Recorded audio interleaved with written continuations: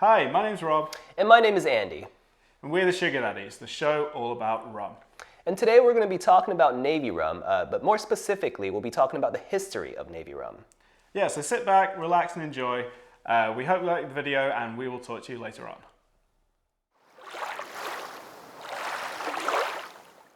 Alcohol, in one form or another, has been served on Royal Navy ships from the very beginnings of the Navy in the times of Henry VIII. Initially, that was in the form of a daily beer ration. A formal rationing system was introduced by Chief Secretary to the Admiralty Samuel Pepys in the 1600s. As well as daily allowances of ship's biscuit and salt meat, sailors on board Royal Navy ships were given an entire gallon of beer per day. In the age of sail, alcohol was served on board ships for two reasons. Firstly, because alcohol is a preservative, and alcoholic drinks like beer lasted longer than water before turning bad. And secondly, because life on board ships at this point was almost universally miserable. Giving sailors alcohol was a cheap and popular way of improving their everyday lives. To expand on this slightly, it's worth mentioning that the 16 and 1700s were the time of the press gang, when as many as half of the Royal Navy's crewmen had been forced into service against their will. When they needed men, captains would effectively kidnap them, as we can see in this clip from the 1962 movie Damn the Defiant. Press gang.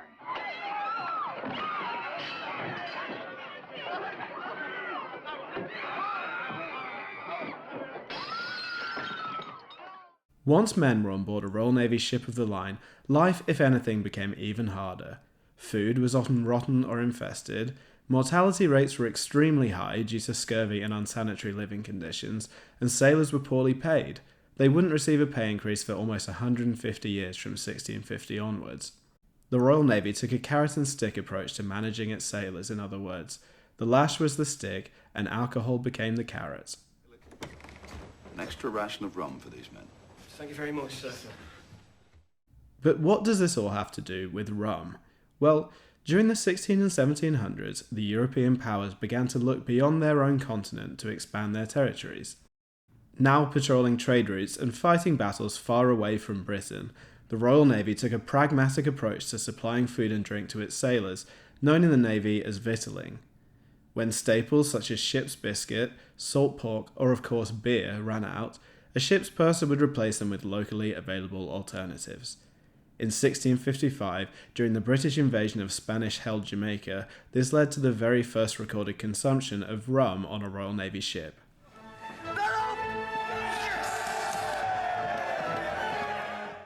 The British would maintain a sizable Caribbean fleet between their new territory of Jamaica and their existing base in Barbados for the next 300 years.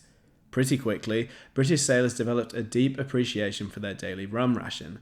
In fact, in the early 1700s, each sailor stationed in the British West Indies was being supplied with a half pint of neat rum every single day. As you can imagine, this led to almost constant drunkenness, misbehaviour and illness amongst the ship's crews. This was not ideal when you consider that ships are dangerous environments, requiring a disciplined, well-coordinated crew to operate effectively. As a result, sailors were routinely lashed as a punishment for drunkenness. One senior officer in the West Indies at this time was Admiral Edward Vernon, nicknamed Old Grog. Vernon realised that giving sailors undiluted rum was causing many issues relating to the sailors' health, behaviour and work ethic. In a 1740 directorate to the squadron of 6 ships under his command in Jamaica, Vernon instructed that the pernicious custom of the seamen drinking their allowance of rum in drams, and often at once, is attended with many fatal effects to their morals, as well as their health.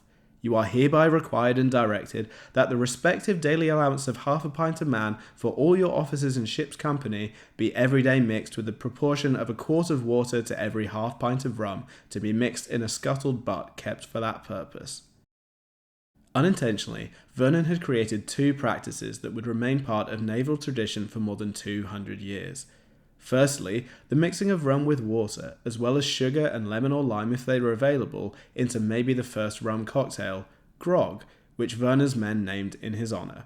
And secondly, the use of the scuttled butt, or tub, to create this mixture in plain view on the deck of the ship to avoid any accusations of dilution or tampering. As increasing numbers of Royal Navy ships travelled to the West Indies and British North America, rum quickly became a common drink throughout the Navy. In 1756, the Admiralty adopted Edward Vernon's practices of dilution in the tub as standard procedure whenever rum was consumed on board its ships. This made grog official, although it's worth noting that in theory, rum was only served on board Royal Navy ships when beer was unavailable until the beer allowance was completely scrapped in 1831. In practice, the Royal Navy had started to bulk buy rum long before this. In 1784, it awarded the highly valuable procurement contract to supply rum to its entire fleet to James Mann, a London-based sugar merchant. Mann's company, ED&F Mann, would continue to supply the Royal Navy with rum all the way until Black Tot Day in 1970, 186 years later. With the partnership between the Navy's Victualling Department and James Mann, we see the beginnings of the style of rum we know today as Navy Rum, although without doubt that style evolved significantly over the next 186 years. Prior to 1784, rum was purchased informally by ships' purchasers from local merchants when in port in the West Indies and British North America. What that rum tasted like, and indeed how strong it was, likely varied considerably. Today we'd probably call them single cask products.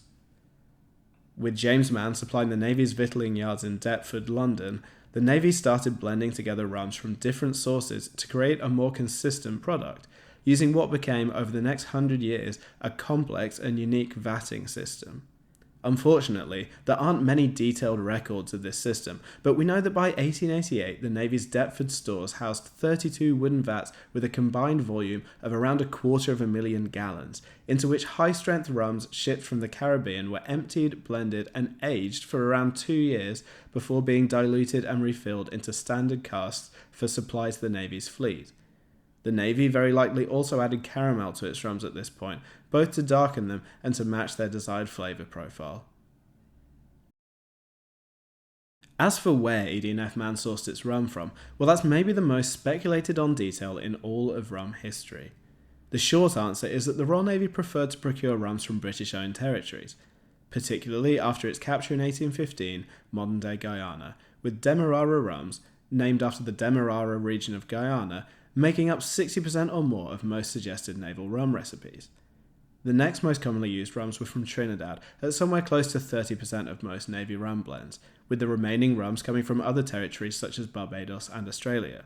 Of course, that only gives us part of the picture, as both Guyana and Trinidad, not to mention the other British territories, were home to dozens of distilleries in the 1800s, many of which no longer exist. In reality, rather than following a strict recipe, it's likely that the Navy blended easily and probably cheaply available rums to a common flavour profile. Unfortunately, very little official Navy rum exists today, as the Royal Navy's daily rum ration ended over 50 years ago, on the 31st of July 1970. At this point, with the need for sailors to operate increasingly complex machinery and weaponry, the Royal Navy finally decided it was unsafe for its crews to be drinking rum every day. This was such a significant decision that it required an Act of Parliament to pass, with British MPs eventually agreeing that the daily rum ration was no longer compatible with the demands of a modern navy.